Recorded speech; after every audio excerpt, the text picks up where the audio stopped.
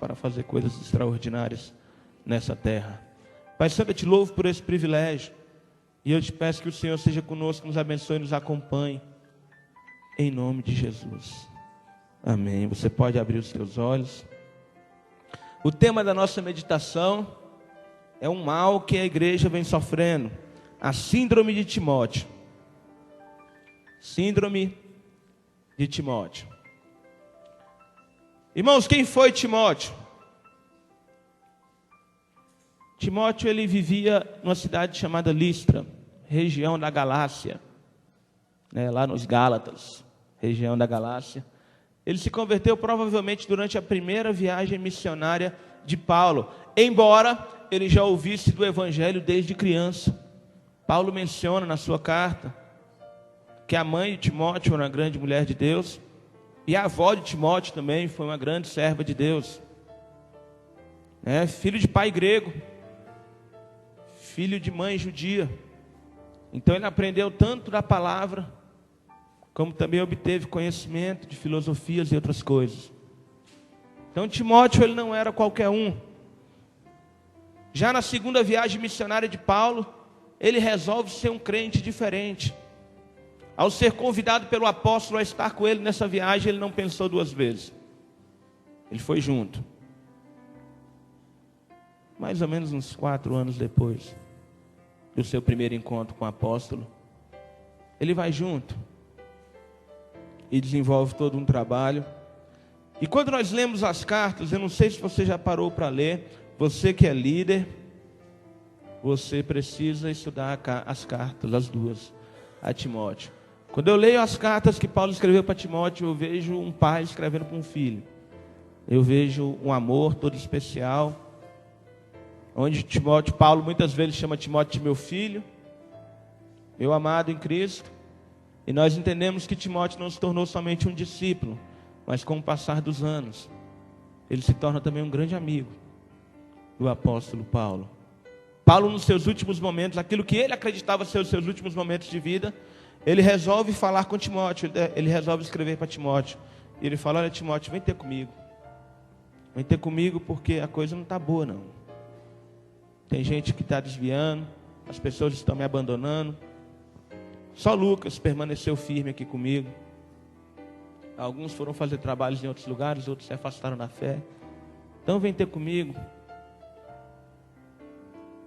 E traz a capa, traz os pergaminhos. Ou seja, Timóteo tinha acesso a pertences pessoais do apóstolo. Mas esse grande homem de Deus precisou ouvir essa palavra.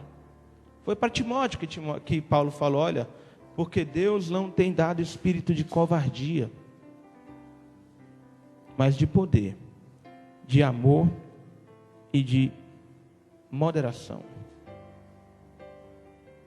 Por que Timóteo escrevera isso para Timóteo? Por que Paulo escrevera para Timóteo? Porque Timóteo, com o passar dos anos, ele se deixou contaminar por esse espírito de medo, de covardia. E por que isso aconteceu? Em determinado momento do ministério, Paulo enviou Timóteo para uma igreja que estava problemática, igreja que estava passando por muitas lutas, havia muitas divisões naquela igreja de Corinto. Os corintianos não eram fáceis, naquela época, desde então, não eram fáceis. Timóteo foi lá fazer o trabalho, mas o que aconteceu foi que Timóteo, ele não foi muito bem quisto, ele não foi muito bem aceito pela igreja. Timóteo, ele não conseguiu desenvolver o trabalho que ele esperava desenvolver naquele lugar. Timóteo sofreu uma derrota pessoal, sofreu uma derrota ministerial na igreja de Corinto. Talvez por ser jovem, talvez por ser inexperiente, deve ter cometido alguns erros. Enfim, Timóteo, ele não conseguiu desenvolver o trabalho. Depois que Timóteo sai, é Tito quem consegue dar jeito naquela igreja. E aí Timóteo, irmãos, desanima. Timóteo, aquele homem que era cheio de confiança, já não tem tanta confiança. Aquele homem que achava que podia mudar o mundo, já não acha mais que pode mudar o mundo. Aquele menino que fez viagens missionárias, enfrentando coisas absurdas, enfrentando perigos, enfrentando naufrágios, enfrentando perseguições,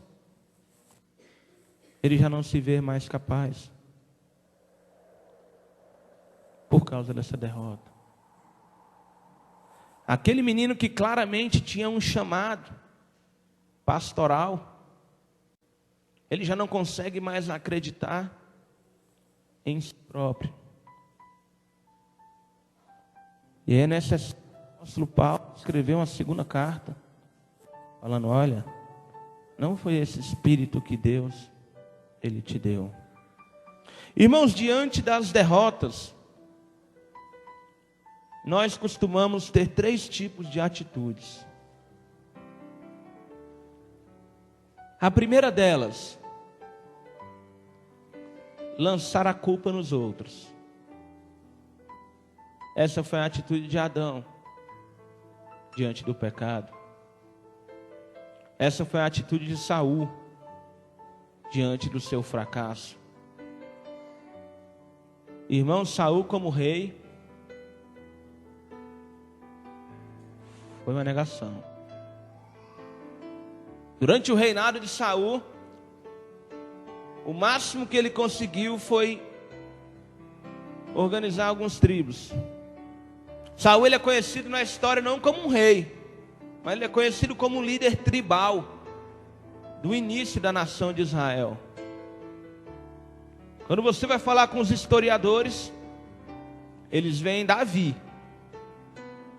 como um rei de fato, porque Davi estabeleceu uma capital, Davi estabeleceu limites para o reino, Davi estabeleceu uma comissão, Davi arrumou a casa.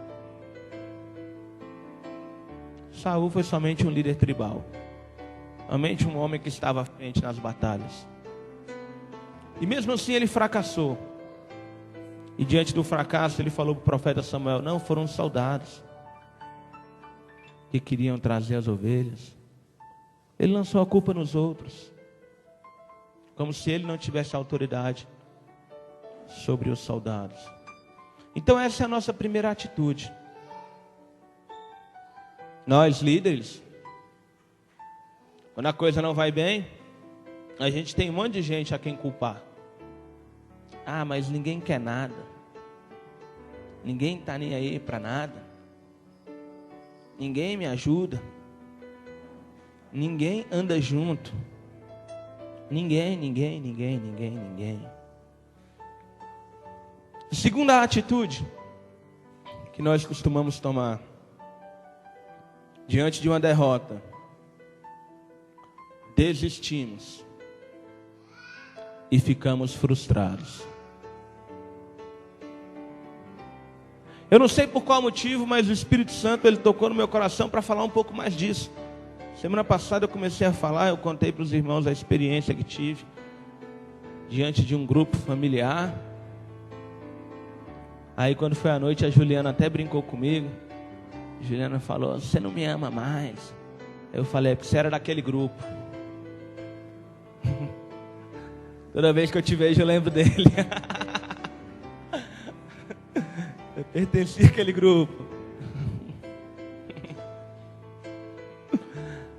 Irmãos, mas a gente fica frustrado, a gente desiste. Vamos falar um pouco disso, vamos falar um pouco de grupo. Quantos aqui já não começaram um trabalho à frente de um grupo, ou auxiliando um grupo, e sentiu enormes dificuldades? Porque é difícil mesmo. Não é fácil estar à frente de nada. E aí desistiu. E é nessa hora que o inimigo de nossas almas, irmãos, isso é muito sério, porque isso tem a ver com o demônio. Quando o apóstolo Paulo fala: Deus não nos deu espírito de covardia. Irmãos, se não foi Deus quem deu, da onde que vem esse espírito? Primeira, covardia, a Bíblia Sagrada a chama de um espírito. Ela não é um sentimento, ela não é uma emoção, ela é um espírito. E ela é um espírito demoníaco.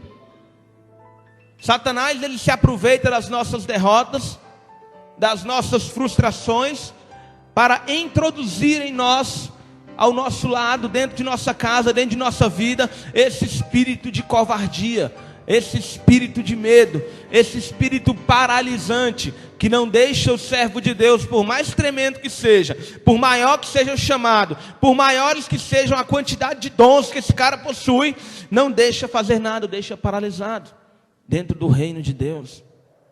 Irmãos, eu entendi que Satanás, ele se incomoda com um crente em 2 pontos, em 2 momentos. Primeiro, na conversão. E segundo, quando esse servo de Deus, ele se levanta para fazer algo. Então, mesmo que eu seja convertido, mas se eu estiver paralisado dentro da casa do Senhor, menos mal para o diabo. Pelo menos não está frutificando. Pelo menos não está reproduzindo.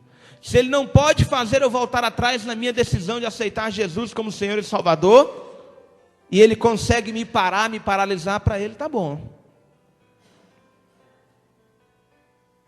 São os 2 momentos que ele se incomoda. Então ele lança em nós esse espírito de covardia. E aí nós passamos a nos achar incapazes. Nós passamos a achar que é muito para nós. Que na verdade aquele fracasso foi porque na verdade eu nunca deveria estar ali. Não é o meu lugar, aquele ministério não é para mim. Irmãos, quantos trabalhos fechados. E pior do que os trabalhos fechados, quantas pessoas frustradas com os outros, frustradas consigo mesmo, e por que não dizer frustradas com Deus? E aí nós olhamos para o lado, aquele outro grupo familiar se desenvolvendo, e a minha frustração aumenta. Irmãos, ontem nós fizemos uma festa aqui nesse lugar. Eu contei 30 pessoas que vieram receber aquela oração quando o pastor os convidou. 30 pessoas que se converteram nesse período. Mas a igreja não estava tão cheia. Você quer saber por que a igreja não estava tão cheia? Por isso. Frustração. Diante da minha frustração que tive no meu trabalho, eu simplesmente deletei esse culto da minha agenda. Não, eu não quero, eu não tenho com que me alegrar. Eu não quero estar ali, esse culto não é importante. Por isso a quantidade tão grande de crentes, de pessoas da nossa igreja, pessoas antigas na igreja, por isso a quantidade grande de pessoas que não estavam presentes. Frustração. Irmãos, sabe o que mexe comigo a respeito de frustração? Que quando nós olhamos a história da humanidade, pessoas que muitas delas, sem Deus, elas se tornaram pessoas famosas por vencerem a frustração. Napoleão Bonaparte foi um grande homem na França, ele é idolatrado na França até hoje. Mas era um carinha de 1,60 m. Não dá para ser soldado. Hoje é tudo na base da bala, hoje é tudo na base do computador. Naquela época não, as lutas eram no braço, eram na espada, era corpo a corpo. Então um carinha desse não serve para ser um soldado. Ele conseguiu vencer isso. Se tornou não somente soldado, se tornou um general. Não somente um general, se transformou em imperador da França. Eu estava pesquisando e eu vi que o Michael Jordan foi dispensado do time de basquete do colégio. Porque isso não era para ele, não levava jeito. Não, filho, vai estudar. Vai arrumar outra coisa para você fazer. Porque isso aí não é sua praia, não. Né? Você até parece, você até tem porte de um jogador de basquete, mas não passa disso.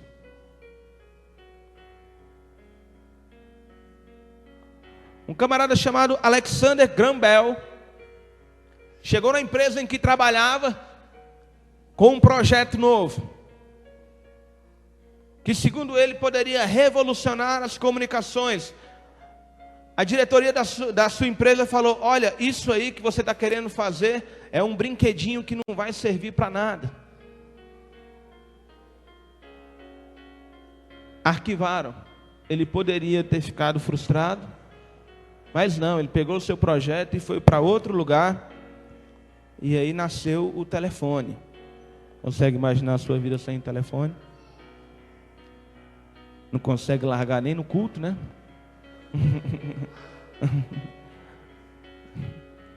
Mas se esse homem tivesse desistido, se ele tivesse se frustrado, teria deixado para lá.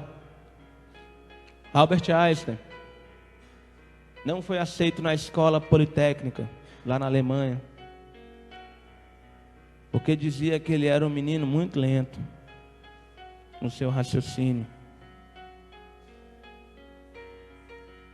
No início do século XX, final do século XIX, ele era ridicularizado na comunidade científica por causa da teoria da relatividade. Hoje ele é conhecido justamente por causa da teoria da relatividade. A história diz que durante 3 oportunidades, Steven Spielberg não foi aceito na escola de teatro, porque aquela não era a praia dele.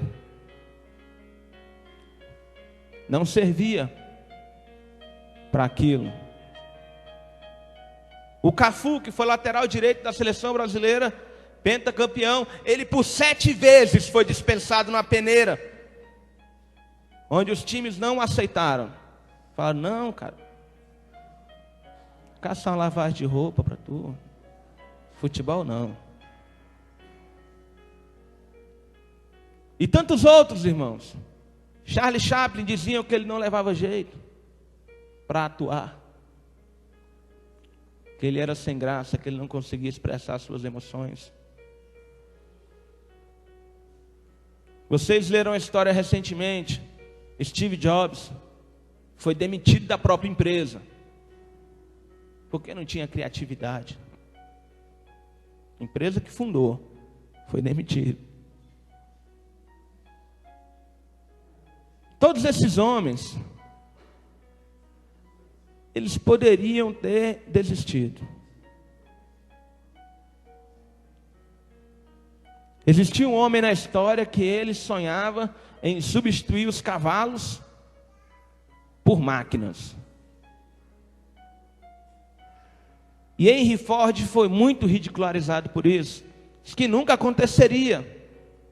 E hoje a potência dos motores de carro são dadas em cavalos. O motor tem tantos cavalos só por causa de Henry Ford.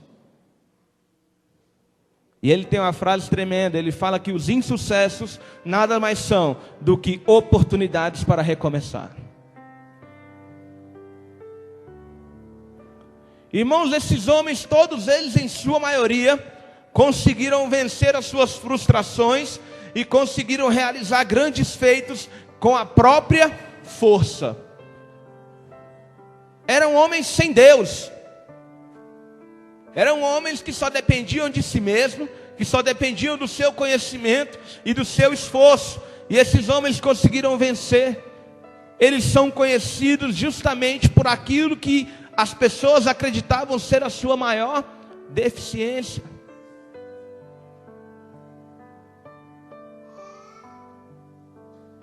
Vocês ficam olhando, né, o pessoal na escola de música aqui. Chega de manhã. E aí o Gilmar vai lá. O pessoal do violino fala umas coisas. Aí vai lá no sopro, dá outras dicas. Aí vem aqui no altar, paga um sapo para Brenda, porque o canto tá ruim. Aí tal. E aí um dia me falaram assim: poxa, mas o cara entende de tudo. Aí eu falei para o jovem que me falou isso: mas você sabia que antes ele não levava muito jeito para a música? Existiam pessoas na igreja com muito mais facilidade. Mas está aí. Está aí. Irmãos, em que momento você parou? Em que momento a obra de Deus ela se transformou tão difícil? Em que momento as dificuldades se tornaram maiores do que Deus?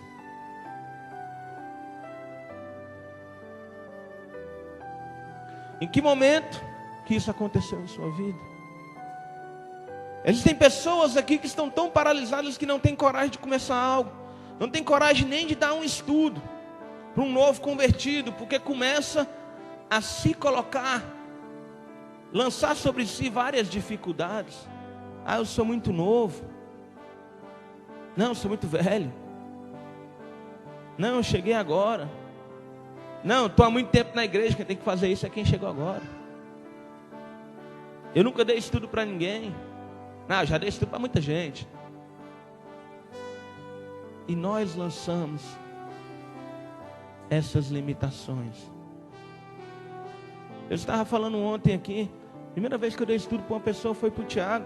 E o Tiago ele foi batizado junto comigo. Eu tinha 2 meses de crente. E ninguém pediu, eu fiz questão.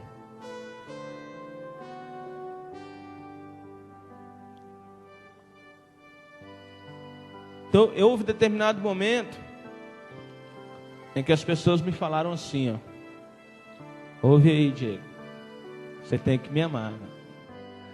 Falaram assim: aquele menino é muito complicado,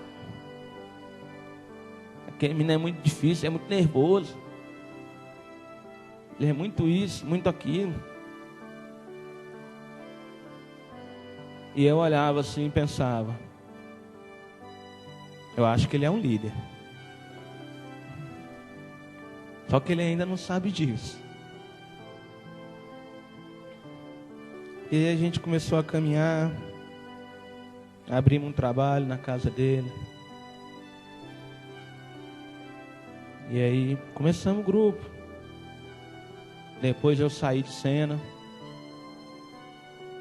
E quando eu saí de cena, eles começaram a trabalhar lá. E as dificuldades elas vieram, porque é assim mesmo, elas vêm. E aí houve momentos que ele falava comigo assim: tá muito difícil. Quando a gente acha que o fulano vai, o fulano some. Quando a gente acha que o ciclano está se firmando, acontece alguma coisa e o ciclano desaparece. E aí fica sempre aquelas mesmas pessoas. Irmãos, isso acontece por causa da oposição do diabo. Isso acontece porque nós estamos num ambiente de batalha espiritual. E o nosso inimigo, ele é teimoso. Enquanto ele puder se opor, ele vai se opor. Cabe a nós fazer o quê? Sermos mais teimosos do que ele. E os irmãos lá foram teimando, né? E aí ontem foi muito legal na hora de trazer os frutos, né? Foram trazendo aqueles meninos. Irmãos, Deus ele honra. Às vezes a gente se esquece quem é o dono da obra. Às vezes a gente se esquece para quem que a gente está fazendo. Ao contrário dos homens que eu citei, nós não contamos somente com a nossa sabedoria e com o nosso conhecimento, mas existe um Deus todo-poderoso, e esse Deus é por nós. Se Deus é por nós, quem será contra nós, irmãos? Aquele que não poupou o seu próprio filho, antes o entregou por nós, não nos dará por meio dele todas as coisas? E por que a gente se limita dessa forma? Por que tanto medo de fazer um discipulado? Por que tanto medo de começar algo? Por que esse medo de fracassar? Irmão, se você fizer e não der certo, faz de novo. Se não der certo de novo, faz outra vez. Se não der certo outra vez, Deus é contigo. Todas as coisas cooperam para o bem daqueles que amam a Deus. Deus é contigo, irmão. Seja teimoso com o diabo. e Deus ele vai te abençoar. Às vezes demora. Nós lemos a palavra de Deus, as histórias que são narradas, e nós temos a falsa ideia de que as coisas aconteceram do dia para a noite. Não é assim. Não é assim. Jesus ele fala: o servo não é maior do que o seu Senhor. Então, se perseguiram a mim, vão perseguir vocês também. Mas se ouviram a mim, ouvirão vocês também. Existe uma promessa de Deus. Ei, presta atenção numa coisa. Você não é um Zé Mané qualquer jogado no universo. E você não é uma pessoa qualquer que foi jogada dentro de uma igreja. Pastor Michael estava pregando ontem. Você é um escolhido do Senhor. Então você já não é qualquer coisa. E você é escolhido para dar frutos. Você é escolhido para fazer coisas extraordinárias. Você é escolhido para vencer. Irmão, você é escolhido para chegar num dia de batismo e você louvar a Deus, e você falar assim: Deus, que bom que eu insisti com aquela vida. Deus, que bom que eu não desisti daquele outro. Deus, que bom que eu não deixei aquele ali de lado. Que bom, Jesus. Que bom. Porque nós só estamos aqui porque não nos deixaram de lado. Se você parar para pensar, existiu um dia, pelo menos um dia, na sua vida, onde a coisa estava muito feia e alguém apareceu. E alguém, inspirado por Deus, te trouxe de volta. Existiu pelo menos um dia. Está na hora, irmãos, está passando a hora de nós sermos esse alguém. Irmãos, nós somos chamados com essência para isso. É lindo ver o pessoal dançando. É lindo ver o ministério de louvor. É muito bom ver as pessoas ali antes do culto orando, os intercessores. É importante demais o trabalho feito pela tesouraria.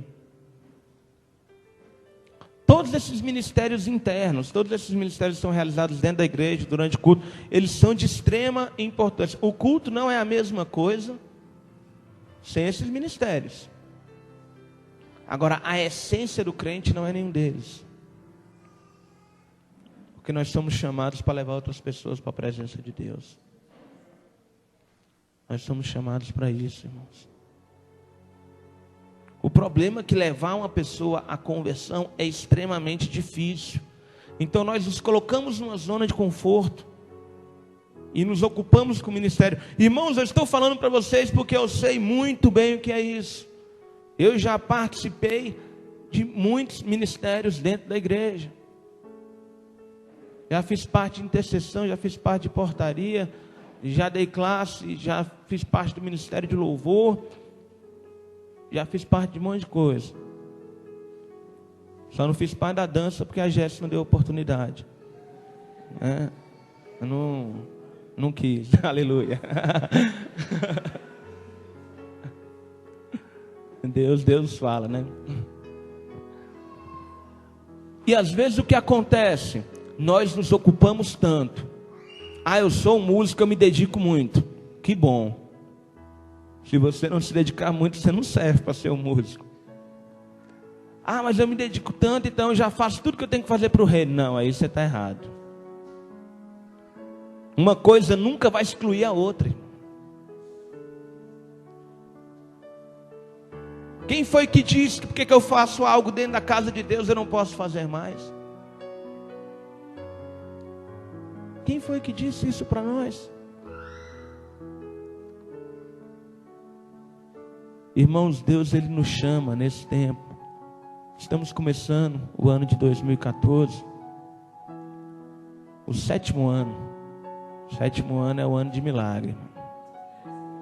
2014 é ano da diferença. Deus ele tem nos chamado para fazer a diferença. Deus ele tem nos chamado para voltar no ponto onde nós paramos.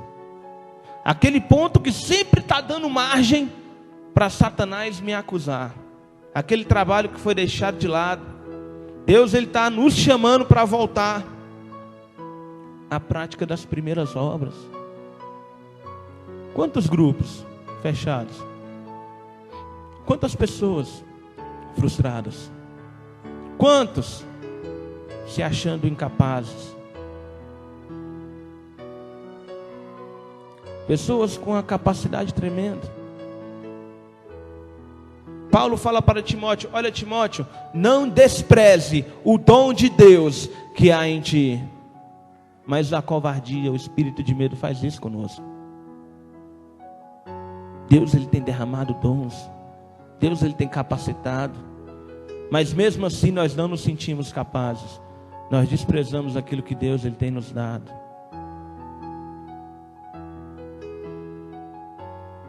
Irmãos,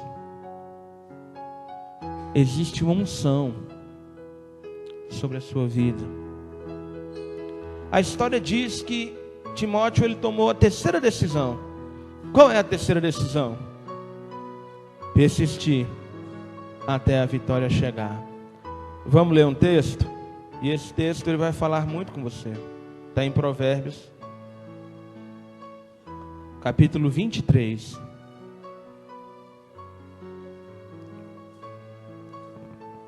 Versículo 7.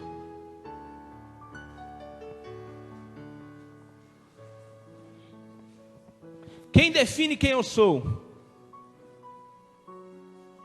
Quem define o que eu posso fazer? Quem define até onde eu posso ir?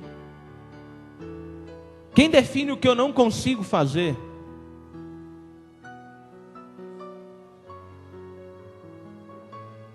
Versículo 7. Provérbios 23, 7. Porque como imagina em sua alma, assim ele é. Irmãos, você é exatamente aquilo que você imagina em sua alma. Eu sou um vencedor. Onde eu puser a mão, Deus vai abençoar. Onde eu entrar, a glória vai junto. Deus é comigo, onde quer que eu esteja. Vai ser desse jeito. Ah, não, eu não consigo. Eu já tentei outra vez e não deu certo. Vai ser desse jeito. Assim como imagina em seu coração, como você se imagina em sua alma, assim você é. E aí existem dois tipos de crentes. Aqueles que sempre são bem-sucedidos, porque são exatamente assim que eles se veem. E aqueles que nunca são bem-sucedidos. E desistem de fazer qualquer outra coisa, porque nunca dá certo. Porque é exatamente assim que nós nos vemos. Porque um dia você sofreu uma derrota. Irmãos, derrota faz parte do cardápio. Derrota faz parte da história. Na semana passada nós estávamos falando aqui de Josué. Até ele sofreu uma derrota. Ele poderia fazer como fazemos. Vamos invadir as outras cidades ao redor. A cidade de Ai, deixa ela para lá. Lá a gente não consegue.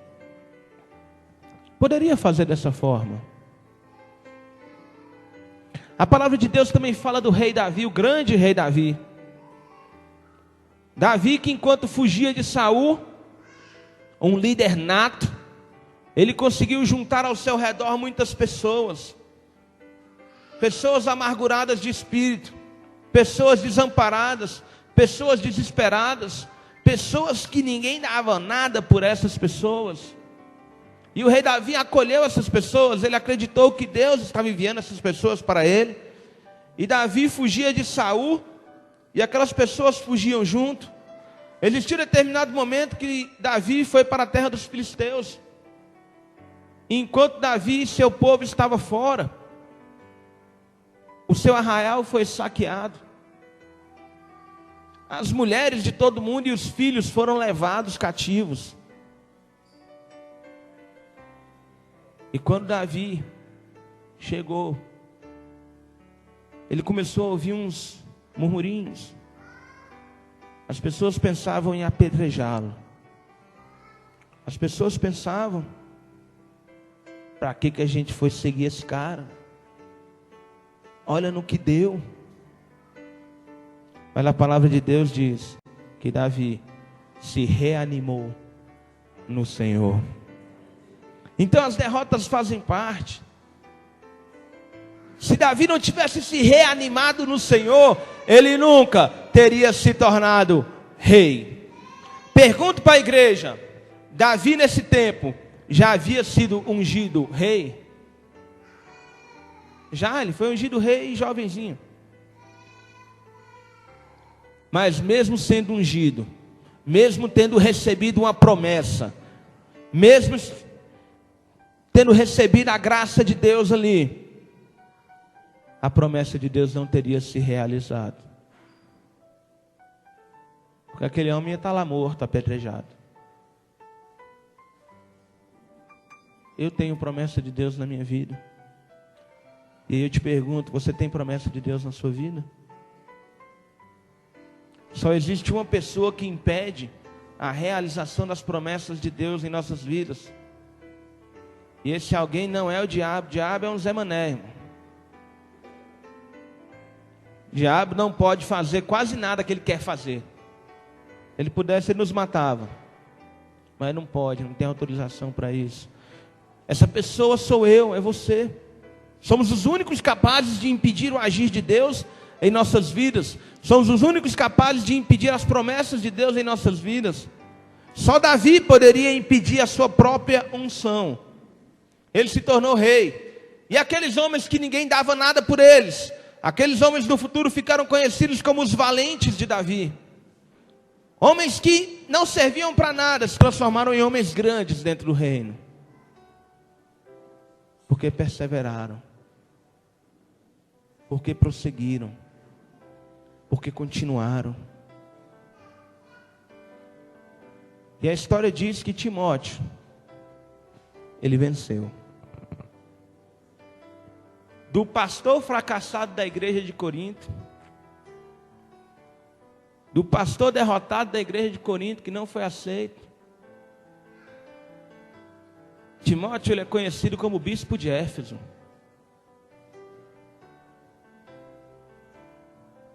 E o homem que estava com medo morreu como mártir. Foi apedrejado porque tentou impedir uma procissão ao deus Dionísio. Deixou o seu legado.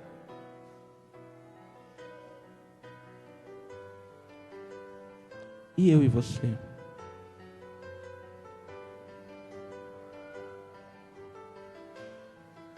Irmãos, nós podemos parar por aqui. Eu citei homens famosos, mas eu não citei aqueles que desistiram. Sabe por que eu não citei os que desistiram? Porque nós não sabemos quem eles são. Eles desistiram. Eles pararam. Ninguém sabe quem eles são. São tantos por aí. Em tantas igrejas. Irmãos, nós temos o Senhor. Nós temos Deus. Nós temos a força mais forte do universo. Irmão, você já parou para ver algumas fotos do universo? Existem mais de 150 galáxias. E a palavra de Deus diz que Deus governa tudo isso com a força do seu poder. Irmãos, se Deus ele cuida de todo o universo, se Deus ele cuida de todas essas coisas com perfeição, imagina o que ele pode fazer na minha vida. Imagina o que ele pode fazer na sua vida. Não, nós não conseguimos imaginar, sabe por quê? Porque estamos travados, estamos paralisados. Porque um dia nós sofremos um insucesso. Eu quero te convidar, irmãos, a se colocar de pé.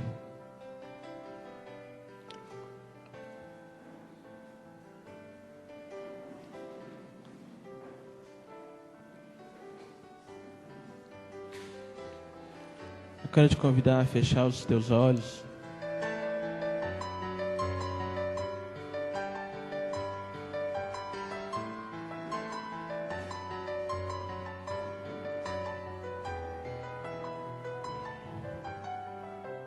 E responder para você mesmo.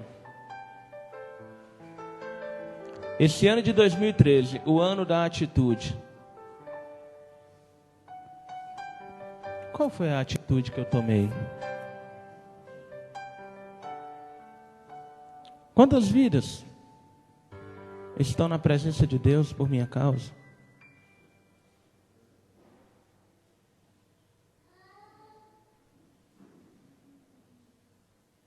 De repente você tem muito o que festejar. De repente não. Mas eu quero falar com você que não tem o que festejar. E aí, vamos fazer o quê? Colocar a culpa nos outros? Vamos chutar o balde? Ou vamos vencer em 2014?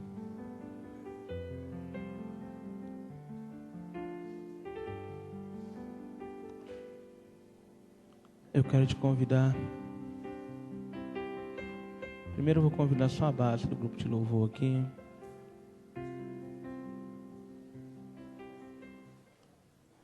E eu quero te convidar a orar. Você pode orar aqui na frente, no altar do Senhor. Você pode orar no seu lugar. Mas a nossa oração é: o que eu vou fazer, Senhor? Eu vou me reanimar no Senhor? Ou eu vou ficar mastigando a minha frustração? Eu vou ficar alimentando a minha frustração? Som da minha. Irmãos, os meninos aqui vão cantar uma música, mas eu te peço para você não cantar. Não canta não. Entre na presença de Jesus. Você que é novo, se você tem mais de um dia de evangelho, você já poderia ter levado alguém para a presença de Deus.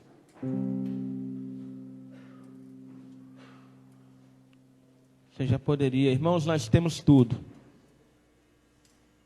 Tem preparo, tem treinamento, tem estudo aí a rodo. O que nós não temos muitas vezes é vontade de vencer.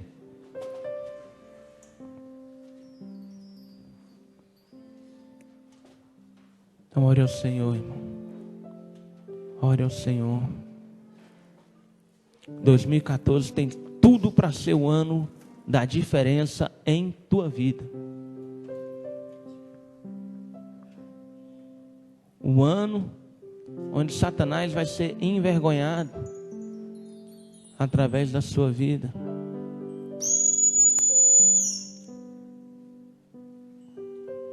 O ano. Se eu tivesse desistido do grupo familiar, como eu contei na semana passada, a minha vida ministerial ela tinha se travado.